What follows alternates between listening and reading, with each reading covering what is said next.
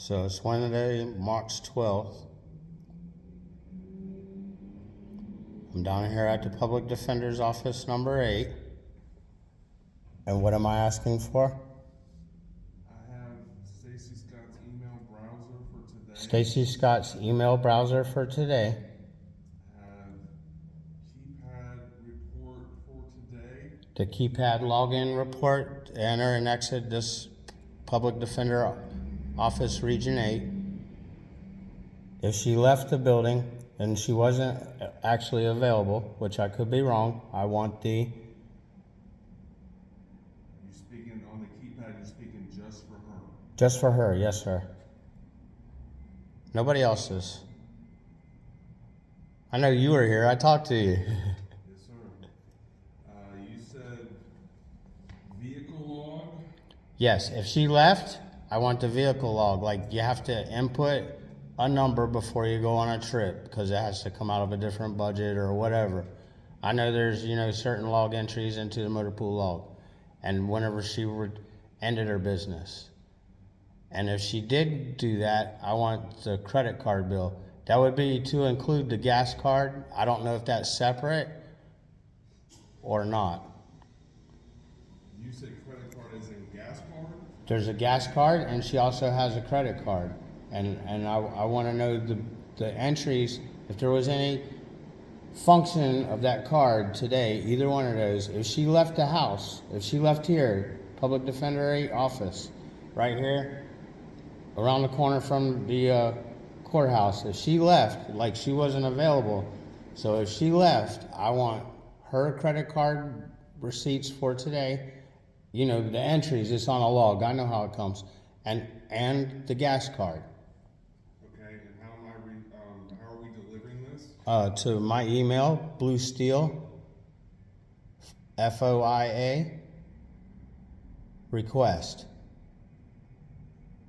Now, see, I didn't understand. Yeah. There's more at? Oh, at gmail.com. Okay. I'm poor, I can't afford my own .com. But You said there was something else I interrupted you? oh yeah, see, what we wanted to do was get Andre Abrams' evidence, right? He sent a bunch of things to his first paid attorney, who was Dean Gallegani. He was privately retained, and he ran off on him, and so during the course of the process, and so he was assigned a public defender, Mr. Bronte Martin. So all that evidence that Gallegani had was supposed to go to Martin, right?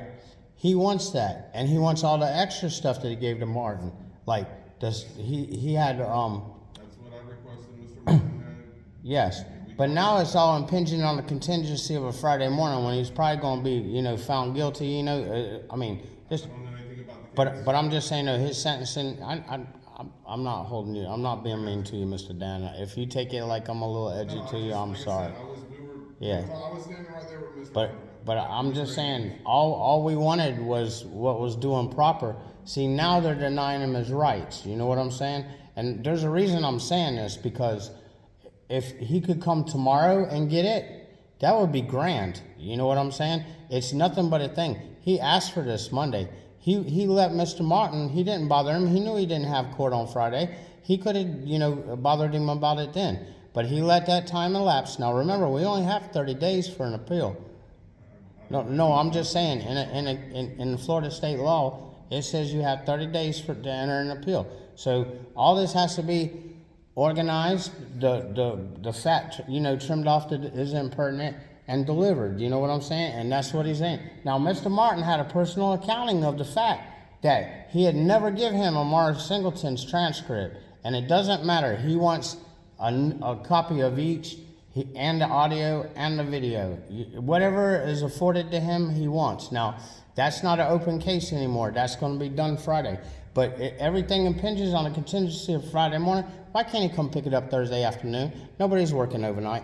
But these are redundant questions to you. You don't have to even apply any thought process to them. I'm just saying, I'm making the argument that it's a conclusion that this office right here, the public defender's office, doesn't want to surrender any of this evidence or anything. And it wasn't even used. So nobody wants to give it back to him, and that's why we were chasing Stacy Scott today, because she's his, she's the elected official, the boss lady, and that's, if she was here, that's not going to be good. Even if she was in any kind of anything, because this is immediate. This is somebody that. There's a lot of issues with this case, you know what I'm saying? We've had a lot of professional opinions, that means attorneys, view this case, all right? And it's not a good one. And we're enunciating that. We've been doing that the whole time. We've been buying the videos and showing. We're not trying to get clicks and views. We're trying to get justice, And it's awful shady that this man didn't even tell him he was getting another judge. This Kreider pretended the whole time that he was going to be the judge all along. And the last day, and it's on the record, when he asked the Bronte Martin, he said, "What day did you know I would?" Now this was done on a Thursday or Friday, he said, and his trial was the next business day, basically. You know what I'm saying? That is very shady. You know what I'm saying? And Judge Brewer, he would usually on his building. He works across the street in the civil, juvenile, and all this, that, and the third. That's not my affair. I know he's a circuit judge, and so he can do, whatever. But I'm just saying, a lot of this doesn't look good, and now all Andre wanted, he asked for it Monday, first order of business, when he met Mr. Bronte Martin. He scheduled him to see him, and so he responded. But his first order of business was asking for what was due and proper. And he didn't receive anything. And then the man comes out to save face and says, he knowingly accounts for the only item that he might feel that was neglected, and that's the primary witness, the driver's transcript. It was never given to him. But anyway, neither that's nor here. I'm not arguing this point. I'm just saying these are the facts, and this looks awful shady. And if that woman, Stacy Scott, wasn't here, that's pitiful, man. I'm just using you as a vessel, you know what I'm saying? Because I'm sitting here talking to the screen, and it's just, when I first started helping Andre, when he first come to me for help, there was a woman that approached me. I don't see her often, but she said, "You're just here to make us look bad." And that wasn't true. And I'm not beating you up with that. You're not part of the process. You just working here like with this fella. But I'll be sure and target the individual that I'm talking to, I have my YouTube ways, but I'm just saying, and the quintessential factor of all this, all things being equal, the man he can't even get what he gave to him. And that's, he saw a psychologist, prior to all this, Meridian and mental health court. He wants those records back. He wants all his lawsuit records back against the city that he already has. He had car cases. There's a lot of stuff in there he wants back. And I'm not talking to you. I could look at the ceiling, but I don't want people saying, I'm drunk or, tripping on acid or something like that. I just rode like 6 miles to get down here, But anyway, long story short, I just wanted to make my argument. That's the reason, because of my request. You took it in its exactness, and I thank you. I'm going to send the email to her, and then she responds to you. Sir, yes, sir. Yeah, I know the process, yeah. Yes, sir. And y'all do a fine job, you come out here. Hey, the other day you rescued me from getting, there ain't no telling what would have happened, But anyway, thank you. Yes, sir. Y'all have a good evening. If I had a problem with any of y'all, your faces would be on the tube. You know what I'm saying? I don't have a problem, you know what I'm saying? But I believe in fairness. I believe, if you're going to play a game for 3+ years, let's play a game now. It's over with, All right, I'll put this in for you. Yes, sir.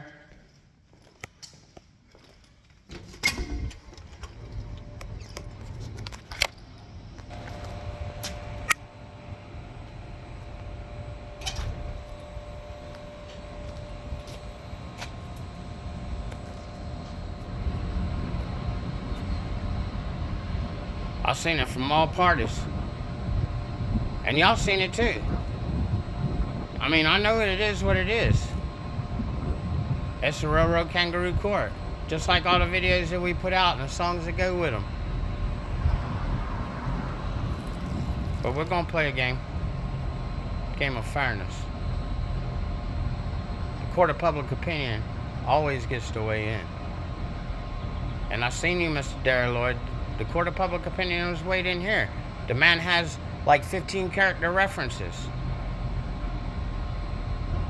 Take the girls out of the crime, there was no crime. Look at the girls, they're biased. They perjured themselves. I mean, Zuko, and I know that's not his name, but he knew. He tried some of these people. He was the district attorney, the state's attorney, assistant attorney on this. This case sat 14 months. Supposedly y'all try to watch this in the ATF, gonna jump all over this. Got that video too. Anyway, I'm gonna sign off now. Thank you for the 11 minutes of y'all's time. But remember, this is not for the audience. This is for the people that we prosecute through the court of public opinion. And this is the public defender's office.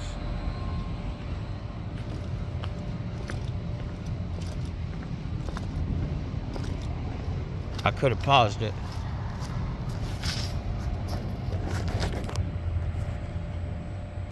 This is the law office of Stacy A. Scott, public defender.